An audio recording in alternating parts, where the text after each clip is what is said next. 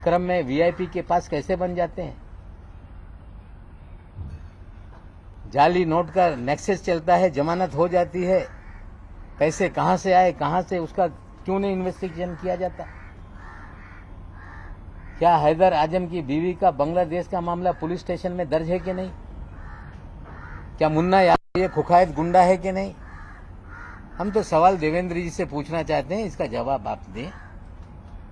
अगर ये झूठ है तो बताएं कि नवाब मलिक मुन्ना यादव के बारे में झूठ बोल रहा है। सवाल तो आप पूछ रहे हैं, लेकिन महाराष्ट्र में फिलहाल आप ही की अलायंस वाली सरकार है, होम मिनिस्ट्री एनसीपी के पास में है, तो आप रियाज भाटी फरार है, मुन्ना यादव पे मुकदमे हैं, मामला डीआरआई का है। जो एजेंसियां केंद्र की काम से हम सवाल खड़ा कर रहे हैं कि इसको फिर से देखो।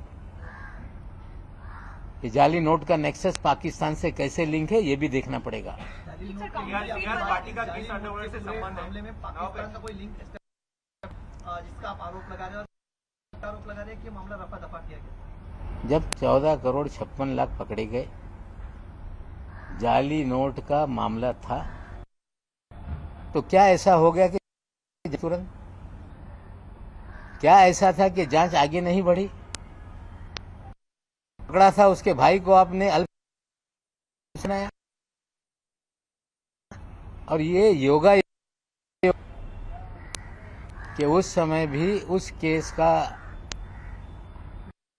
जो इंचार्ज था वो भी समीर दाऊद वानखेड़े ही था। जी, ते डीआरआई मध्ये ही केस झाली होती। ये मामला डीआरआई में हुआ था, और मैं आपको बता दूं कि जो 14 साल से वानखेड़े साहब जो मुंबई में लगातार पोस्टिंग रहे, उनकी posting joint commissioner intelligence revenue की 1 जुलाई 17 को हुई, और उस समय उनके ही पास ये डिपार्टमेंट था। ये छापेमारी या जो भी कार्रवाई हुई थी डीआरआई ने की थी, और केस को हल्का करने के लिए के जरिए देवेंद्र जी ने सारी मदद की थी।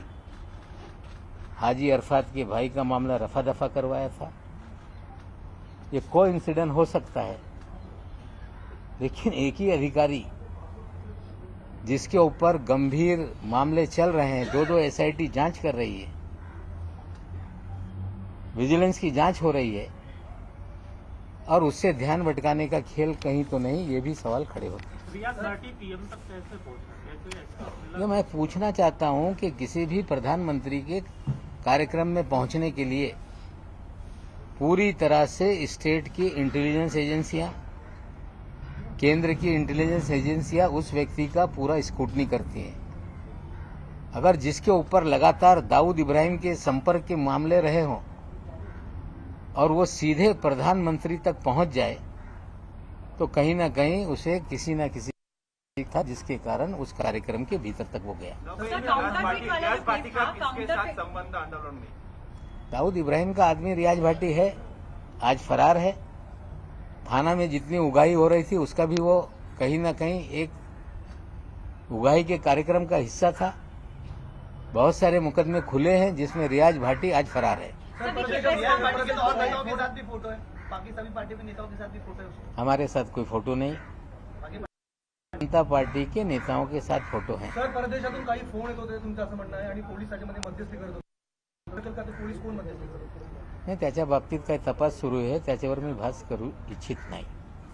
सर देखिए, प्रेस कॉन्फ्रेंस तक ठीक है, पर एंड आई राइट की सर की काउंटरफीट वाला डीआरआई के पास है, बट फिर भी तो सर की होम मिनिस्ट्री आप ही के पास में है, आज आपकी पार्टी के पास में है, स्टिल आप लोग कोई इंक्वायरी जो एलिगेशन देवेंद्र फडणवीस पे लगा रहे हैं, एटलीस्ट स्टेट इंटेलिजेंस एजेंसी तक जो फोन येत होते तुमचं असं म्हणणं आहे, आणि पोलीस त्याच्यामध्ये मध्यस्थी करत होतं, समजू शकेल का ते पोलीस कोण मध्यस्थी करत होते? नाही, त्याच्या बाबतीत काही तपास सुरू आहे, त्याच्यावर मी भाष्य करू इच्छित नाही। सर देखिए प्रेस कॉन्फ्रेंस तक ठीक है पर एंड आई राइटली सेड कि काउंटरफीट वाला डीआरआई के पास है बट फिर भी as I earlier also said कि होम मिनिस्ट्री आप ही के पास में है अगर आपकी पार्टी के पास में है स्टिल आप लोग कोई इंक्वायरी जो एलिगेशन देवेंद्र फडणवीस पे लगा रहे हैं एटलीस्ट स्टेट इंटेलिजेंस एजेंसी तक जो लिमिटेड है वो वाला पार्ट आप लोग इन्वेस्टिगेट कर सकते हैं राइट तो are you going to write to your own the home minister who is from your देखिए, मैं अगर इस तरह से चीजें करूंगा तो लोग कहेंगे कि नवाब मलिक लोगों को फंसा रहा है। सर प्रेस कॉन्फ्रेंस में हम बता रहे हैं, देखते हैं कितनी ईमानदारी से चीजें फिर शुरू होती है। रियाज भाटी को लेके देखते हैं क्या सफाई आती है। सर, रियाज भाटी को पॉलिटिकल लॉबीज बताया जा रहा है और लगभग सारी पार्टियों के नेताओं के साथ उसकी फोटोज लाइव सारे ग्रुप में शेयर की जा रही है आपकी पीसी के पैरेलल। तो नहीं, देखिए ऐसा है, रियाज भाटी किसके साथ तस्वीर उतार रहा है ये सवाल नहीं है। सवाल ये है कि 2 पासपोर्ट के साथ अगर कोई एयरपोर्ट पे क्रिमिनल पकड़ लिया जाए तो 2 दिन में कैसे छूट जाता है। सर लेकिन आप लोगों का नेक्स्ट सवाल ये है कि प्रधानमंत्री के कार्यक्रम में कैसे एक्सेस मिल जाती है। तस्वीरें किसी की शादी में किसने उतार ली, मैं ये नहीं कहना चाहता। किसी नेता के साथ उसकी तस्वीरें, ये आरोप मेरा नहीं। मेरा आरोप है कि 2 पासपोर्ट, जाली पासपोर्ट के साथ मुंबई एयरपोर्ट पे पकड़ा गया एक कुकैद गुंडा, 2 दिन में जमानत हो गई। जमानत तो अदालत से हुई होगी। एक कुकैद गुंडा जिसके ऊपर लगातार आरोप थे, प्रधानमंत्री के कार्यक्रम के भीतर जो वीआईपी का पूरा अरेंजमेंट था उसमें कैसे पहुंचा। पूरी तरह से देवेंद्र जी का संरक्षण उसको था।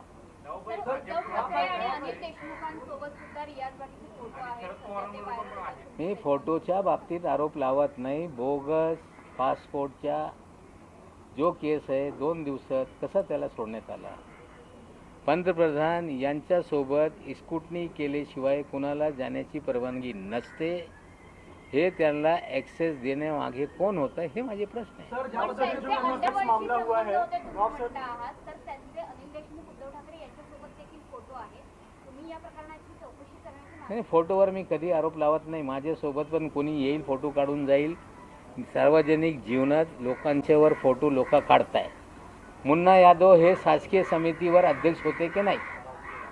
हाजी अरफात मायनॉरिटी कमिशनचा चेअरमॅन होता की नाही? आजम हैदर हे मौलाना आझाद फायनान्स कॉर्पोरेशनचे चेअरमॅन होते की नाही? एका पदावर नेमणूक करत असताना पोलिसांकडून रिपोर्ट मागवण्यात येते की नाही? हे सगळं असताना त्यांना